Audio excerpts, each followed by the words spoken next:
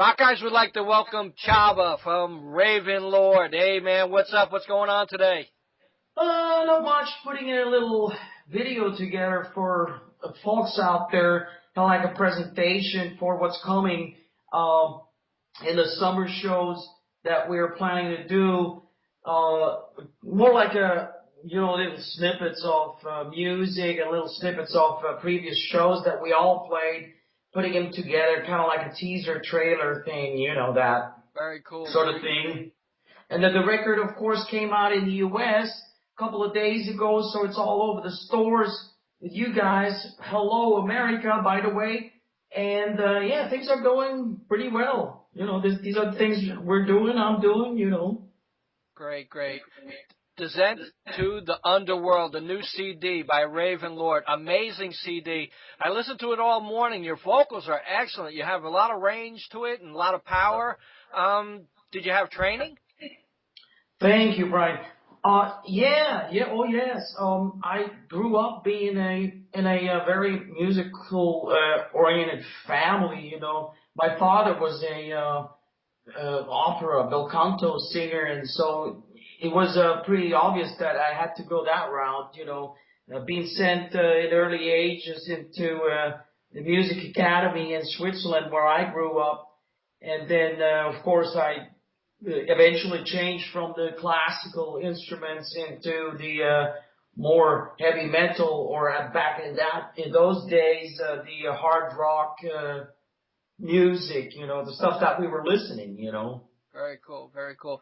Now, you started as classical artist, I guess, or learning, and you switched to guitar after that?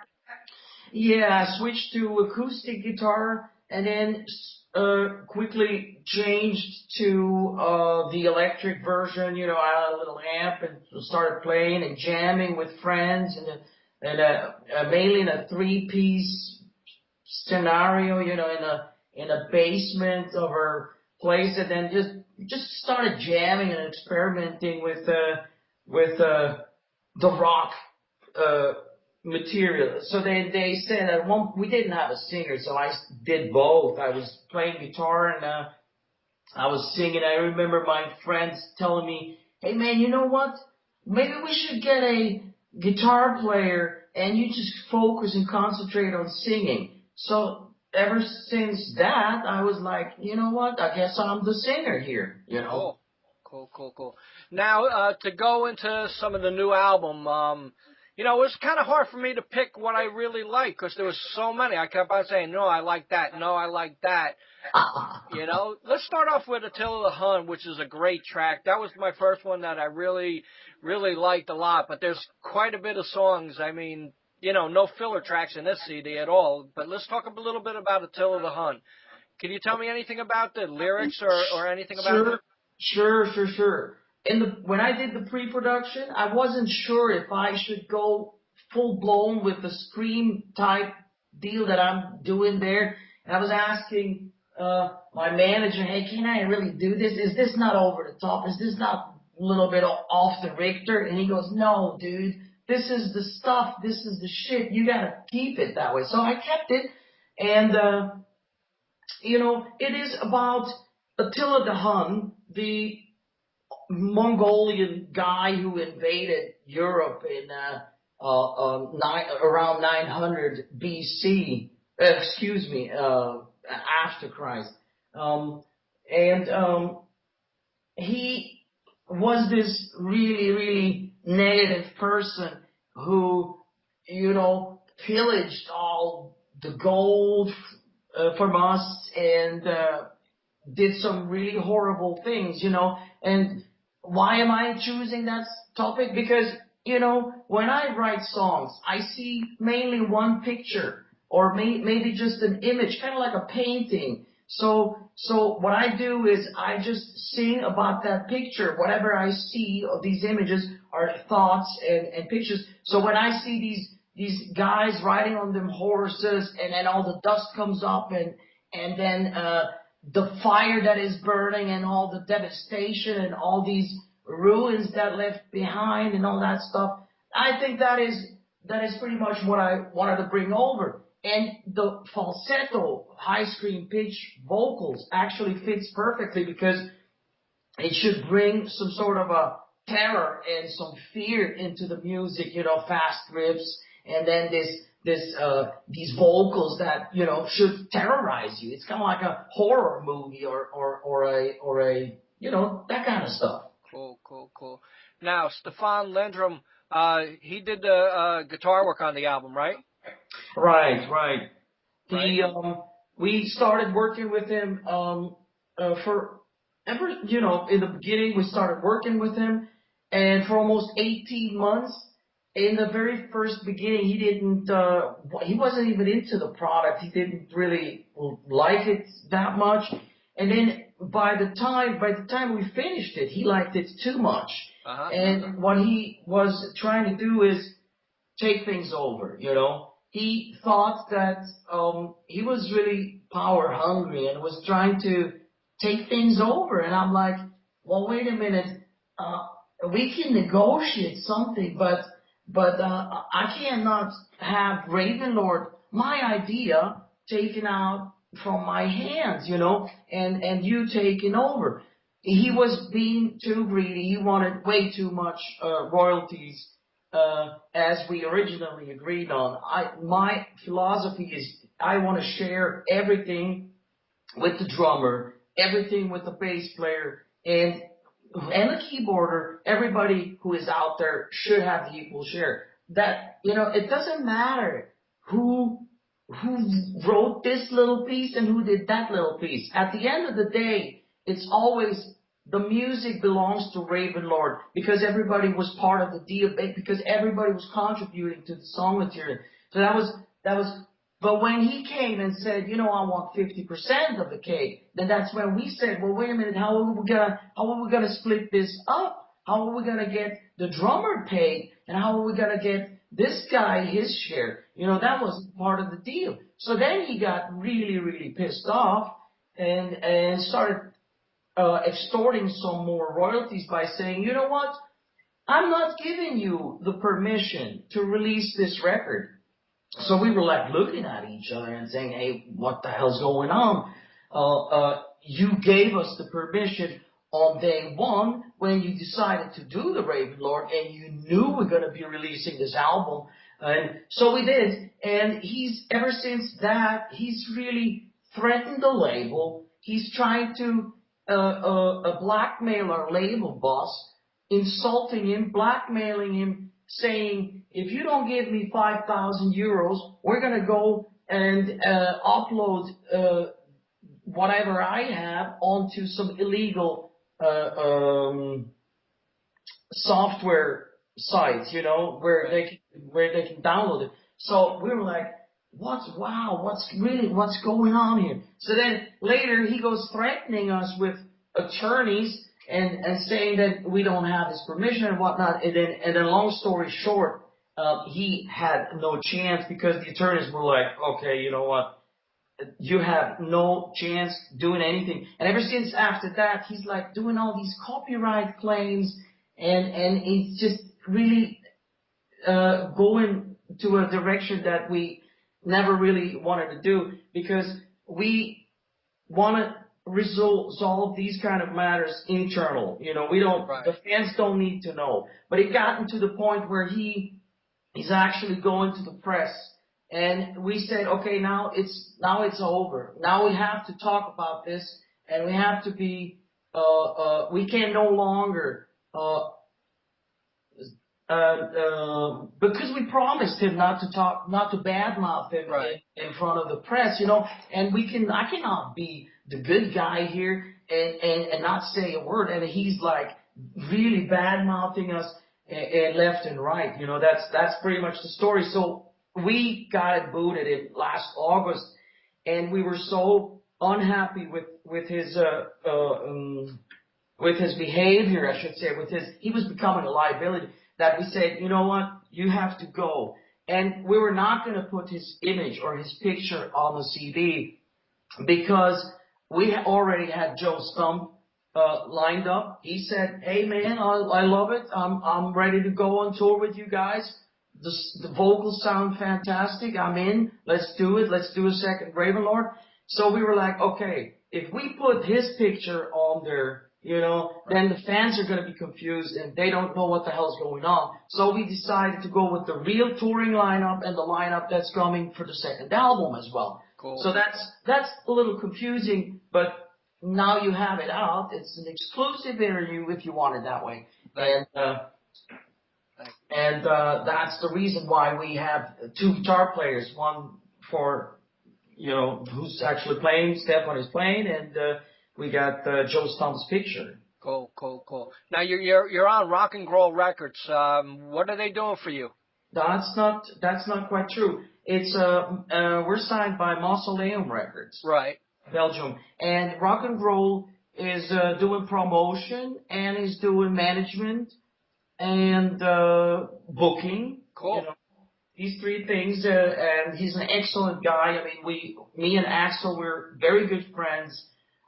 He's without him there would be Ravenlord. He got some of the members in the band recommended. I listened to him, like you should. You should listen to your managers, what they say. Don't think they're just standing there to look good. No. You should actually listen to what they have to say. Right. Cool. So yeah, that's the deal. It's Mausoleum Records, and we signed a 2-album deal. This one here for the Descent to the Underworld, and the second album with Joe Stump. Cool. Now, some of the other tracks I really like was Promised Land, Settle the Score. Two amazing, tracks. I mean, basically, I love the whole CD, but I'm just picking songs that really stick in my mind. Can you tell me anything about either of them songs, Promised Land or... Sure. Promised Land is about a near-death experience. It is about being gone, and suddenly you come back into life, into the promised land that was given to you. It is where even you think that you're dead and you're gone for good, but then something pulls you back, and you're back into the living thing, Right. Cool. What about Settle the Score? Settle the Score is about all the craziness that is going on in, especially last year, where all the stuff was burning in London and in Madrid. People were like beating each other on these demonstrations, like all the banker stuff and all that stuff. Can I say it? The 99%, we are the 1%, and that kind of stuff. Right. I mean, we are the 99%. It doesn't come to my mind right now. Where we would go on Wall Street and demonstrate and all these things and all that madness that was going on. It's about the story that every 1,000 years, whatever the 1,000 years, don't put money. It's always history repeats itself, and things are getting crazy and going out of whack. So that's pretty much what the story will. And it's also an image where I see these streets burning and the police beating up these protesters and stuff like that, and pretty much that kind of image. If you see the picture of what I'm trying to tell you. Right. Now, with this new CD, do you plan on trying to make it over to the United States? Oh yeah. Well, maybe not with this one, but definitely with the second one. This one we will concentrate and focus on Europe, and see the summer shows that we're trying to do, and get on festivals and play a few summer shows, and then followed hopefully by a EU-UK tour, an extended EU-UK tour, maybe even Eastern Europe, and so we can present it to the masses in a medium clubs or whatever is out there to show them what we're all about, and so they get to know it, so they get to know us, you know. Cool, cool. So what's a normal day for you from you waking up until you go to bed? These days, it's giving interviews pretty much every day. Usually I do all kinds of cool stuff that involve, like, believe it or not, I like to go sit in my studio, but at the same time, I like to be outside. I live in sunny Spain, and we have a lot of months where it's like really beautiful weather. So I do like a little gardening. I know it sounds cheesy, but it's the truth.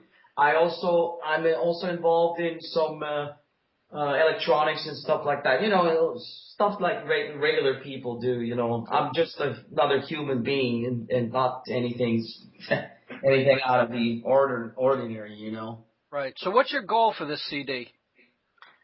My goal for this CD is, sure, we want to make some sales, you know, some decent sales, so that people will like us and say, hey, you know what, this is pretty cool material. This is something that I used to. This is very similar to something that I grew up with. That is the idea. This is something similar that I like from the back from the days, but it is with a more modern production, and of course with a different attitude and everything. So it's kind of like traditional metal or something like that, but in a modern package. Cool, cool, cool. Now, if there was a song that you wanted to cover on the next CD, what band would it be, or what song would you'd like to do? That would be maybe Dio, Rock and Roll Children. Cool, cool, cool, cool. If there's somebody else you'd like to go out with on tour as a support, who would that be? Living or dead? How about both?